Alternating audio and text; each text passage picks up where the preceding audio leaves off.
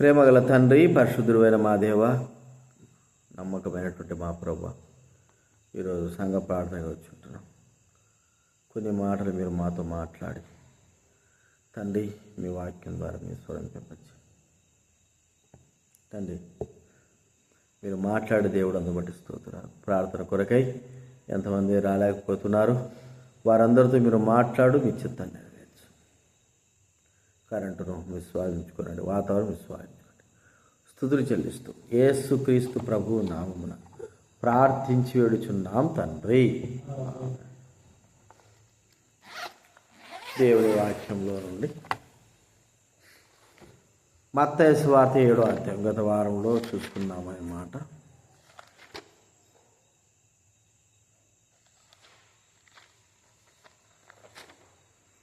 మత్తయి సువార్త 7వ అధ్యాయం 7వ వచనం నుంచి 13వ వచనం వరకు మార్చి చదువుకుందాం. మత్తయి సువార్త 7వ అధ్యాయం 7వ వచనం నుంచి 12వ వచనం వరకు మార్చి చదువుకుందాం.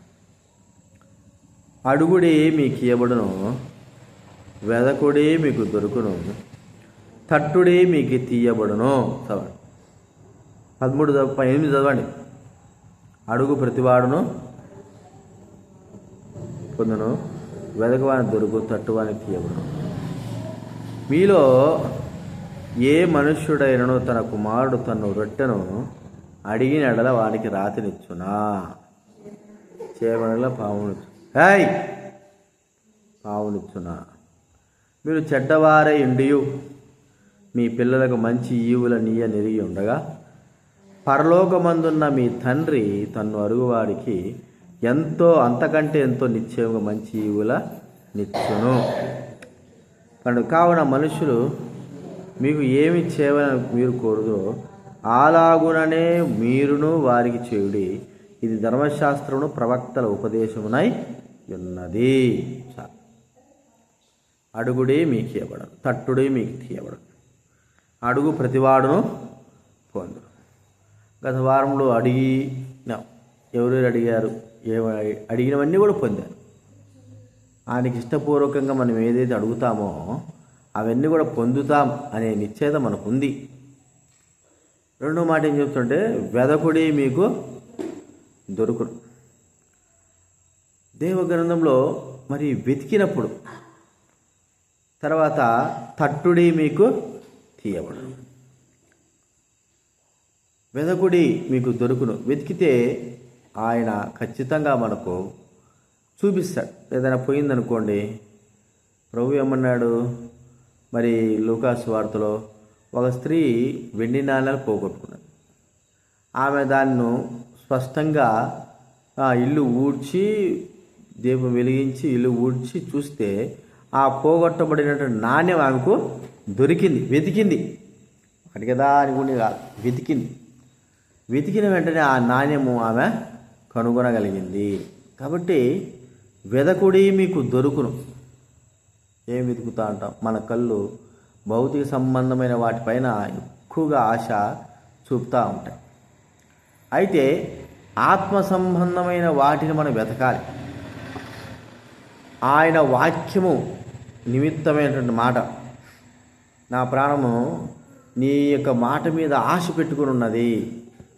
నీ వాక్కు పైన నా ప్రాణము మరి నువ్వు చెప్పే మాట పైన ఆశ పెట్టుకుని ఉన్నది. మరి నా కనులు దేవుని వాక్యాన్ని వెతుకుతూ ఉంటున్నాయి. మరి దేవుణ్ణి వెతకడం అని మనం చూస్తాం. బైబిల్ మనం చూస్తుంటే యోహాను సువార్త 6వ అధ్యాయంలో ఆ యొక్క యూదా ప్రజలందరూ కూడా యేసు ప్రభువును వెతుకుతున్నారు. చూడండి, యోహాను సువార్త 6వ అధ్యాయం.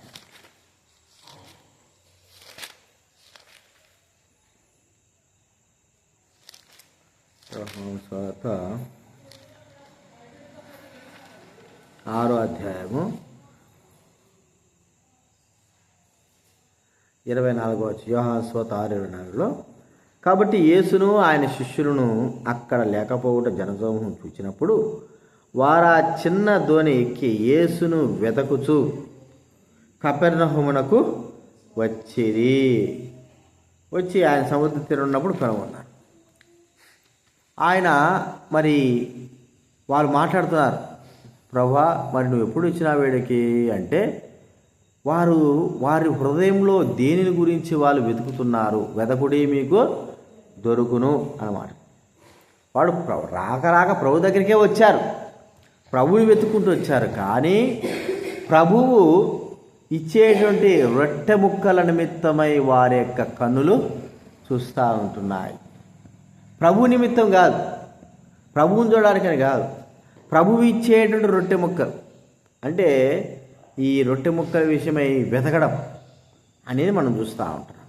వారు ఇక్కడ ఏమంటున్నారు చూడు, ప్రభు చాలా స్పష్టంగా చెప్పాడు 26 యేసు మీరు సూచనలను చూచడం వలన కాదు కానీ రొట్టెలు భుజించి తృప్తి పొందుట వల్లనే నన్ను వెదకుచున్నారు. నన్ను వెదకుతుంటున్నారు. కాబట్టి వారి హృదయం అంతా కూడా ఏముందంటే భౌతిక సంబంధమైన తిండి దొరికితే చాలు కదా. మనం చూస్తూ ఉంటే ఆలోచిస్తే జంతువులు ఉన్నాయనుకోండి, జంతువులు ఏం చేస్తాయి? ఉదయం లేచినప్పటి నుంచి వాళ్ళ యొక్క ఉద్దేశం ఏంటి? కోతులు ఉన్నాయనుకోండి పడుకో ఉంటాయి. లేచినప్పటి నుంచి ఉద్దేశం ఏంటి? లేచి బయటికి రావడం, తిండి కోసమే ఎదురు చూస్తూ ఉంటాయి. తిండి కోసం జంతువులు తిండి కోసం, ఆకాశ పక్షులు తిండి కోసం, అన్నీ కూడా ఉదయం మొదలుకొని సాయంత్రం వరకు కూడా తిండి కోసం. రాత్రి సంచరించేవి కూడా ఉంటాయి, అవి కూడా దేనికోసం సంచరిస్తూ ఉంటాయి, వెతుకుతూ ఉంటాయి. తోడేలు కానీ, పాములు కానీ, సింహాలు కానీ, నక్కలు కానీ, అడవి కుక్కలు కానీ దేనికోసం వెతుకుతాయి? వాటి తిండి కోసం అవి వెతుకుతూ ఉంటాయి.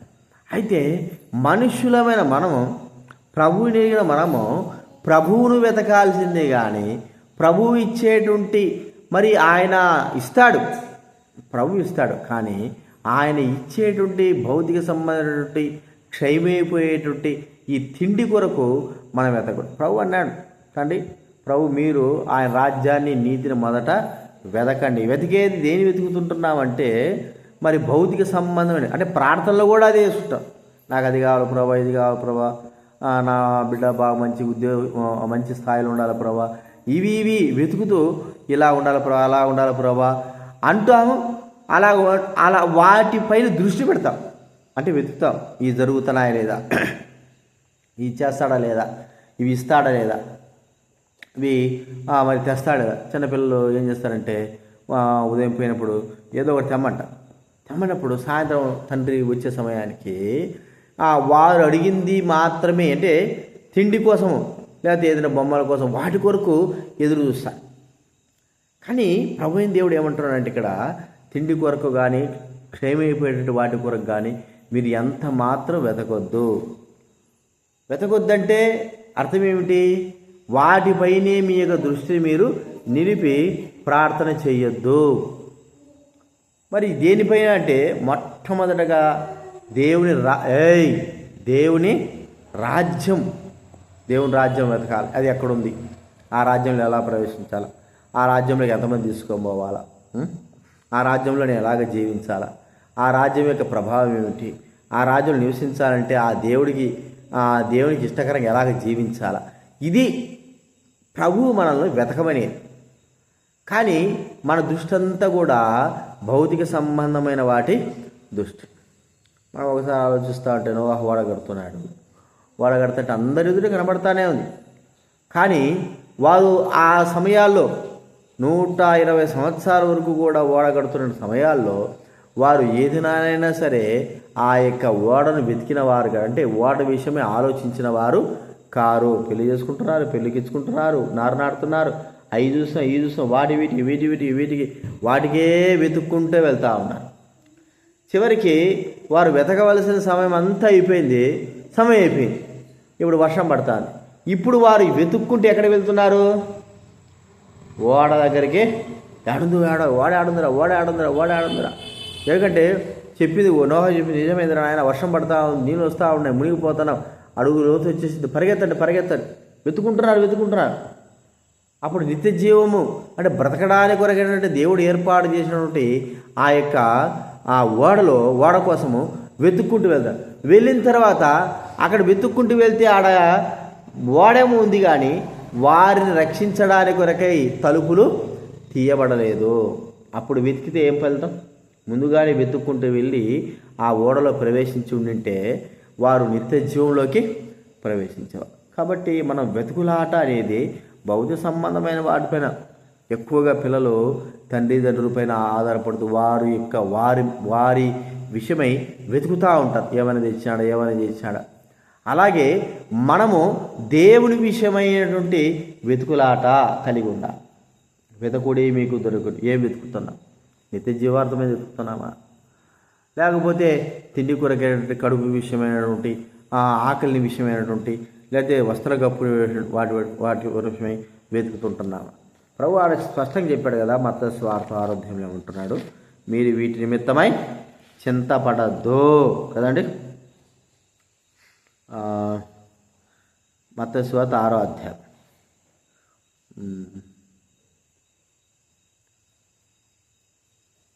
చింతింపడు 25వ. అందుకు నేను మీతో చెప్పున్నదేమనగా, ఏం తిందుమో ఏం త్రాగదు అని మీ ప్రాణం గురించి చేయను, ఏం ధరించుకుని మీ దేహం గురించి చేయను చింతింపకుడి కదా.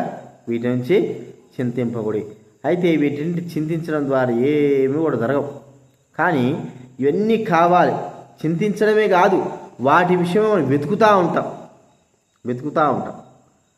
వెతుకులాట. ఇప్పుడు మాట అన్నాడంటే, ప్రభు అన్నాడు ఏంటంటే, మీరు నీతిని రాజ్యమును మొదట వెతకండి. అంటే మనం వెతికేది ఏంది?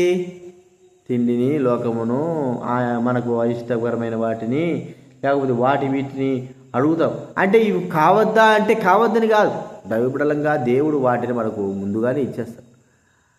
మరి మనకు బ్రతకడానికి కావలసిన ప్రతి అవసరత ఆయన తీరుస్తాడు. కానీ దైవబిడలంగా మనము వెతకలాడేదంటే ప్రభు యొక్క రాజ్యము నిమిత్తమైనటువంటి వాటి విషయం మనము వెతకాలి అనేది మనం గుర్తించుకోవాలి. కాబట్టి ప్రార్థన చేసుకుందాం. మరి దేవుడు మనకు వెతుకుడి మీకు అన్నాడు. ఎంతోమంది వెతికారు, పరలోక రాజ్యాన్ని వెతికారు. రాజ్య సంబంధ విషయమై అక్కడ ఏముంటుంది, ఎలాగుంటుంది దాని విషయమై ఆశాదీశారు, వెతుకుతూ వచ్చారు, చూడాలని ఆశపడుతూ వచ్చారు. వాటి విషయమైనటువంటి శ్రద్ధ, సేవ ఈ భూలోకంలో చేయాలని కోరుకుంటూ వచ్చారు. కాబట్టి దేవుడు వాటిని బహుగా ఆశీర్వదించాడు. లోక సంబంధంగా వాటి విషయమే వెతుక్కుంటూ వెళ్ళిన వారికి ఏమి కూడా మరి ఉండదు. అంత కూడా శూన్యము. చివరికి వెళ్తే అంత శూన్యమైపోయింది. కాబట్టి వెతికినది మరి ఆత్మ సంబంధమైతే ఖచ్చితంగా దొరుకుతుంది. వెతికేది శరీర సంబంధమైతే మనకి ఎప్పుడు కూడా అది దొరకదు. దేవుని కార్య విషయమే మనం వెతికితే అది మనం పొందుతాం.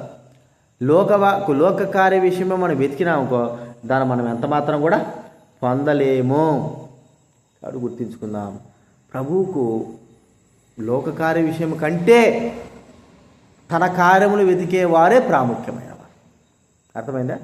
లోక కార్యముల కంటే అంటే దీనికంటే ముందుగా తన కార్యములకు ప్రాధాన్యత వెతికిన వారే ప్రాముఖ్యం. అలాంటి వారి యొక్క మనవినే దేవుడు అంగీకరించేవాడు మనం గుర్తిస్తుంటున్నాం. వాటి విషయాలు జ్ఞాపపెట్టుకుందాం. అలాగా పరలోక సంబంధమైన వాటిపైన మన వెతుకులాట, వాటి విషయమే మన ఆశ, వాటి విషయమే మన దృష్టి, వాటి విషయమే మన ప్రార్థన కలిగి ఉండడం ద్వారా దేవుడు వాటిని అనుగ్రహించేవాడుగా ఉంటాడు. వాటితో పాటి ఏం చేస్తాడు? భూలోక సంబంధమైన వాటి కూడా ఇస్తాడు. ఎందుకంటే ఇప్పుడు సొలొమోను ఏం వెతికాడు? జ్ఞానం కావాలని అడిగాడు, జ్ఞానం ఇచ్చాడు. జ్ఞానముతో పాటు ఐశ్వర్యం కూడా ఇచ్చాడు. అర్థమైందా? వెతుకులాటలో పరలోక సంబంధమైనది మొదటి ఉంటే వెనక భౌతిక సంబంధమైనది ఖచ్చితంగా అది దేవుడు దాచిపెట్టే ఉంటాడు. అయితే భౌతిక సంబంధమైనదే మనం మొదటి వెతికితే పరలోక సంబంధం ఆ వెతికినది మనకు కనపడదు. అర్థమైందా? పరలోకం అది ప్రార్థనలో మనం వెతక, భౌతికంగా కాకుండా ఆత్మీయంగా సంఘం నిమిత్తమై, సంఘ అవసరతల నిమిత్తమై మన యొక్క మరి ప్రభుబిడలు రావడానికి కొరకై, అనేక ఆత్మ రక్షణ పడవ సంఘం అభివృద్ధి కొరకై, మరి చేసుకోవడానికి కొరకై అన్ని విషయాల్లో దేవుడు కృప చూపినట్లుగా మనం ప్రార్థనలో కొనసాగుదాం. కాబట్టి ప్రార్థన కూడా చాలామంది రావడం లేదు, మీటింగ్కి రావడం లేదు, ఆదివారం రావడం లేదు, తెలిసిన వాళ్ళే రావడం లేదు. సాతానుడు వాళ్ళని మరి ఉచ్చుల్లో వేసినట్టుగా కదా ఏమేస్తాడు? పావురాలన్నీ కూడా అన్నం తింటూ ఉంటాయి, గింజ తింటూ ఉంటాయి, ఉన్నటువంటి ఉచ్చులు వేసేస్తాడు. అవి తెలీదు. ఆ ఉచ్చుల్లో పడిపోతున్నారు సాతాను అనుసరించేవారు. కాబట్టి ఒక్కసారిగా ఆ వల వేస్తే వలలో కింద ఎన్ని ఉంటాయి? 10 20 ఉంటాయి. కానీ అలాగ కాకుండా దేవుడు ఆ సాతానికి వలలో నుంచి దైవబిడ్డలను విడిపించినట్టు దేవునికి రావడానికి కొరకై ఆ దేవుని కార్యాలను మనం వెతికే వారంగా ఉన్న విషయాలు జ్ఞాపకం పెట్టుకుందాం, ప్రార్థన చేసుకుందాం.